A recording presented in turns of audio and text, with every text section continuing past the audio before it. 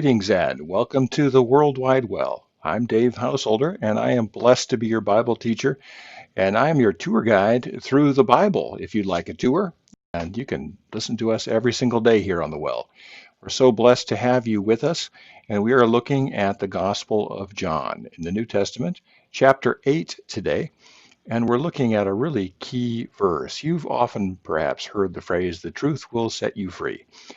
Well, that's not something just dropped in from heaven. There's a lot of context to this passage, and it really gets at some important stuff. So let's look at John chapter 8, verse 31. Now, Jesus is sort of arguing with a bunch of folks who don't like him very much. They're pretty smart.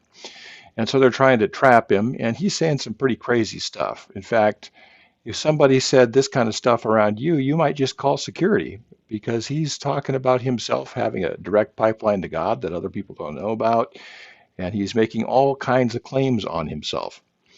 And if you ever think that Jesus was really just a wise, peaceful teacher and he was misunderstood, you got to read this chapter because wise, wonderful teachers, they don't get crucified, they don't get executed, they get tenure. And they end up on NPR with tweed jackets, and they don't get crucified. And the kind of stuff he was talking about here in chapter 8 will make your head spin. He was making what would be, if they weren't true, outrageous claims about himself.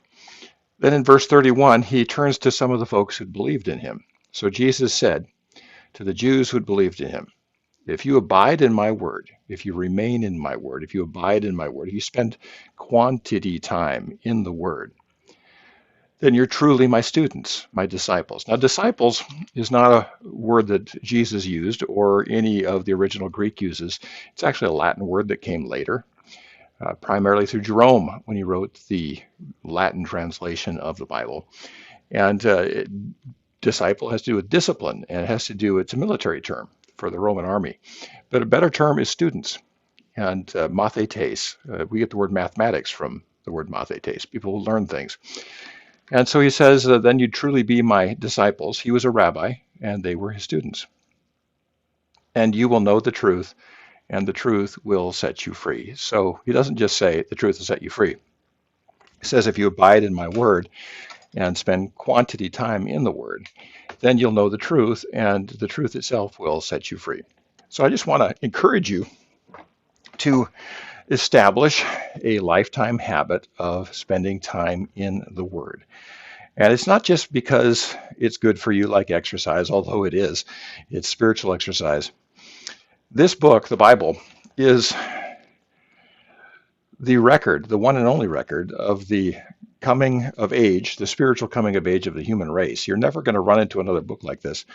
And it was written over centuries by people who are facing challenges not unlike the big challenges we're facing right now, and they're responding with parts of the Bible. They're responding with faith. And if you want to get through a difficult time, if you want to be able to face challenges with distilled wisdom from centuries and centuries that sort of builds on itself, and the people who first started writing the Bible, the people who came after stood on their shoulders, and the others stood on their shoulders, and they stood on their shoulders, and they formed this gigantic pyramid of wisdom. And we stand at the very top on the shoulders of all of these people. We don't have to reinvent the wheel. We can benefit from tried and tested wisdom that gets handed down over and over through the centuries. There will never be another book like this on the face of the earth. There'll be some good books. There's a lot of wisdom in some good books, but nothing compared to the cumulative wisdom of a nation coming of age while it was learning to develop a relationship with God, culminating in the person, work, and teaching of Jesus, who is, I don't think just arguably, the wisest man who ever walked the face of the earth. The way his words just ring true. There's just so much great stuff in it. So I would just invite you to establish a habit of getting into the Word on a regular basis. You can do that with a paper Bible. You can do that with your phone.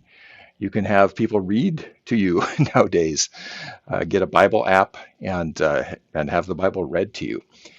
Pastor Tamara Derica at our church has a schedule of Bible readings, and if you don't have that or haven't been able to find it, just contact her, And that's at Tamara underscore Durica, Durica at yahoo.com. And she'd be glad to send you the Bible reading schedule. And what I do every day is I take that chapter from the Bible reading schedule and I give you the context and help you focus on some of the most important applications from the text. So establish that today. We are so glad to have you with us on the World Wide Well. Tell someone else about the Well today if you would. Tell them where you find these teachings. You can find us on Facebook or on YouTube. Just search for the Well at Surf City. There's only one church by that name in the whole world, so you can find us there. And we are so blessed to have you along for the ride. Make sure you subscribe to our YouTube channel if you can. The more subscribers we get, the more our word gets out, and the more people can abide in the word of the Lord, and the more they can come to the truth, and the truth will set them free, set me free, set you free. Let's all be free together. Have a wonderful day, and I'll talk to you again tomorrow.